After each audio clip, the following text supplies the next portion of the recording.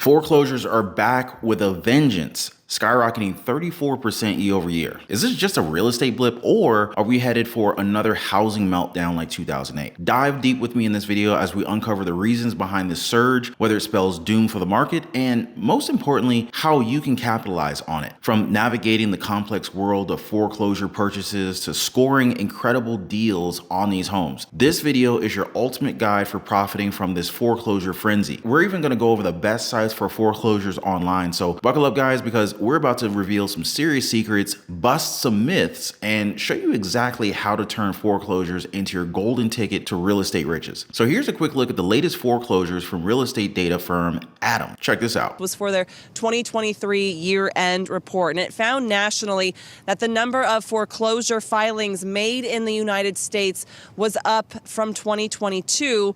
There were 357,000 filings made in 23, so a lot. But the number of foreclosures actually completed decreased, and the number of foreclosures made just last month in December were also down from November, so a lot of fluctuating. So year over year, foreclosures are up. This is especially true in the third quarter 2023, with the number of homeowners hit with foreclosure notices jumping 34% from a year ago to nearly 125,000. Now, across the country, about 1 in every 1,121 properties had a foreclosure filing in the third quarter. Now, that's a return to almost pre-pandemic levels, as foreclosure moratoriums put in place in the early days of C-19 have now expired. This includes default notices, scheduled auctions, and bank repossessions. And there's just no getting around the fact that some homeowners are still grappling with the pandemic's financial aftermath of encountering new challenges. About 11,000 homes were repossessed in the third quarter, representing a 5% jump from just a year ago. Now, is this going to be the repeat of 2008's housing market bust? Well, not quite, guys,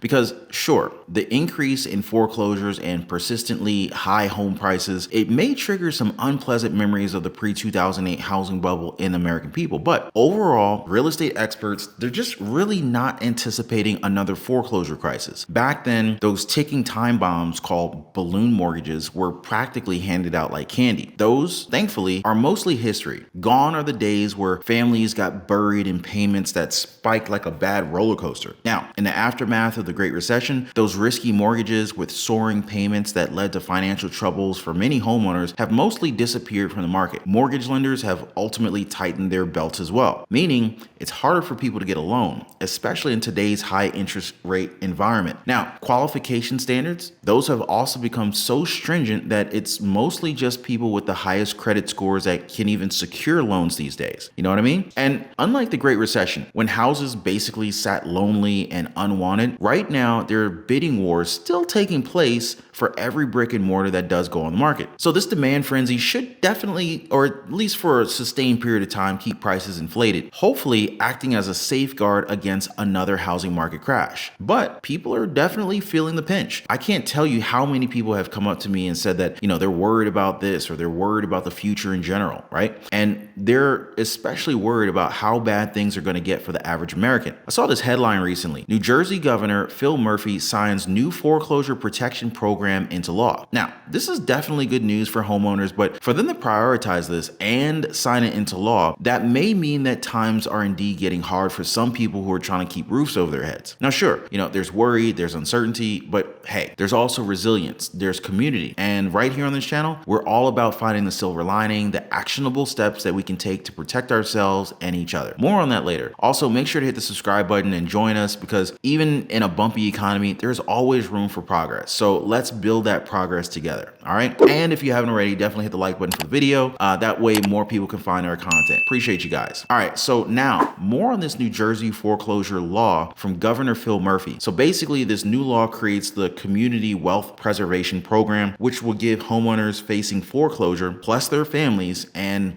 certain nonprofits the right of first refusal to purchase their home at the sheriff's sale. They just need to be pre-approved for a loan that matches the home's original upset price, the lowest price of which a home would actually be sold, or its final starting upset price, whichever is lower. Now, honestly, it kind of makes sense. Levels the playing field just a little bit, so to speak, instead of Wall Street just kind of buying up our streets and leaving us with nothing but rentals. So, why not just kind of give our neighbors a fair shot at getting their properties back? You know what I mean? I think it sounds pretty good, actually. We're definitely going to need all the help that we can get, especially since housing experts have been warning about certain housing markets in America being at risk of a downturn. Now, we're not holding for another 2008 market crash. That's not what we're holding for, but a bumpy enough landing, that might be coming for certain select housing markets. That's realistic to think. Real estate data firm ATTOM at home affordability, foreclosures, underwater mortgages, and unemployment in 578 counties with enough data to analyze in the third quarter of 2023. And their report found that California, New Jersey, and Illinois are the states that have the most counties teetering on the edge of a price plunge. Now, these three states had 33 of the 50 counties that were the most vulnerable to experiencing large price drops. And in New York City, specific neighborhoods look especially vulnerable. I mean, just like housing construction equipment went nuts over the last few years. But I got this text this afternoon and said something like this: "Hey, just wanted to see if you were interested in any new equipment. We have inventory right now." And this is from a dealer where you had to order and wait like 8 months for equipment not all that long ago. Now, I can't help comparing it to what I found about these markets that we could be facing in the downturn. So the New York City housing market had the most at-risk counties. That's number one. There were 9 counties in and around the nation's largest city, including Kings, aka Brooklyn, Richmond, aka Staten Island, and of course the Bronx. The other 6 counties were in the New Jersey suburbs: Bergen, Essex, Ocean, Passaic, Sussex, and Union. Now, New York City was closely followed by the Chicago metropolitan area, which had 7 vulnerable counties. The most at risk were Cook, DeKalb, Kane, Lake, McHenry, and Will in Illinois, and Lake in Indiana. There were 5 in Central California: Fresno, Madera near Fresno, Merced near Fresno, San Joaquin County, Stockton, and Modesto. Now, these counties are riskier because they have higher unemployment rates and higher percentages of homeowners who have received a foreclosure notice or owe more than their properties are worth. I mean, like, something has to give here, right? Now, one thing I noticed is that people are pricing their homes in my area as though 2023 was another plus 15% a year ago. I mean, many new listings have this Zestimate spike that shows how delusional some of these sellers and real estate agents are. Now, since we're on the topic of foreclosures, I thought I would give you guys a quick idea about foreclosure investing. I like what legendary investor Charlie Munger had to say about having cash ready for just the right opportunity. So let me read some of his sound bites on the topic, right? Number 1, it takes character to sit with all of that cash and do nothing. Now, he went on to say, "I didn't get to where I am by going after mediocre opportunities." Number 2, live within your income and save so that you can invest. Learn what you need to learn. And number 3, you want to fish where the bargains are. It's just that simple. The bottom line of all of these statements: cash is king. By avoiding unnecessary expenses, you free up resources for lucrative opportunities that can grow your wealth. Charlie Munger's $2.6 billion fortune serves as a testament to his philosophy. While it may not necessarily match Warren Buffett's staggering $118.9 billion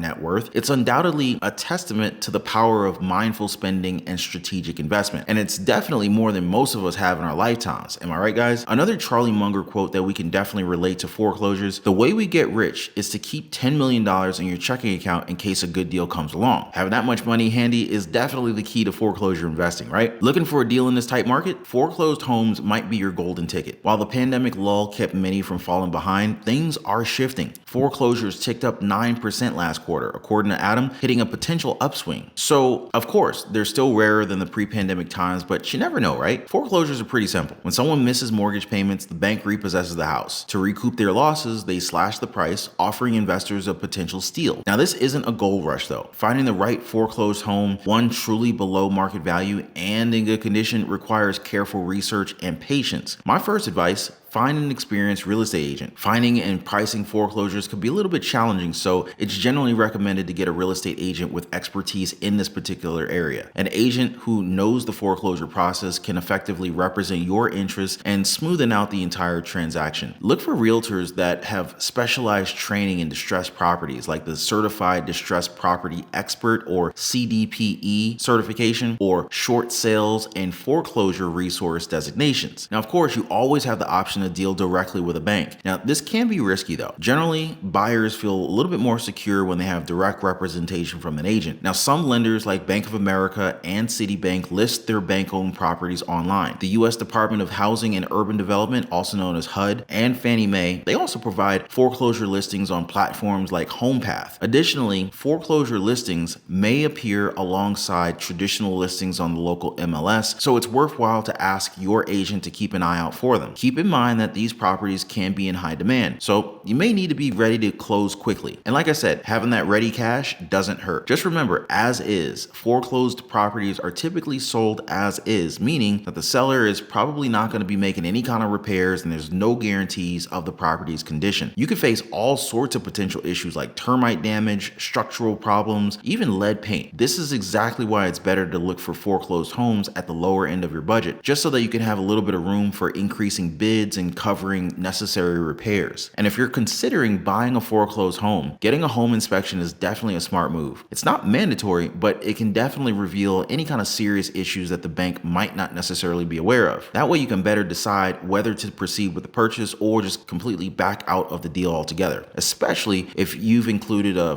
home inspection contingency in your contract. But what about you guys? Have you considered buying a foreclosed home yourself? I would love to hear your thoughts and your insights and any kind of questions you might have in the comment section down below. And if you appreciated the info, definitely hit the like button, subscribe for more real estate insights, and don't forget to ring that notification bell so you don't miss out on my future vids. Anyway, guys, I want you to remember buying a home is a huge decision. So do your research, stay informed, and I'm gonna see you guys on the next one. Until then, take care.